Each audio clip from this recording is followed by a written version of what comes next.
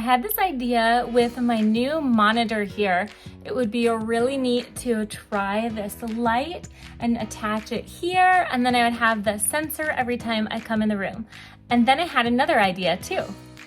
I'm here in my basement and we have this reading nook that my husband built for our kids underneath our stairs. And I really want to be able to have a place where we can pull out games and books so that they can enjoy their space.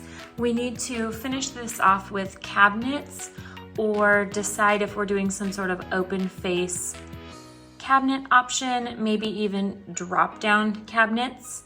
So anyway, all of that being considered, I want to actually try these under cabinet lights here so that it will illuminate the space. And if we end up leaving the cabinet faces open, I think it's kind of fun because then we'll have that neat glow. Let's play. Super easy install. Let's take a look at the light now. Ooh, very nice. And all I had to do was connect these two cords. Let's use the adhesive and go ahead and adhere it underneath the cabinets.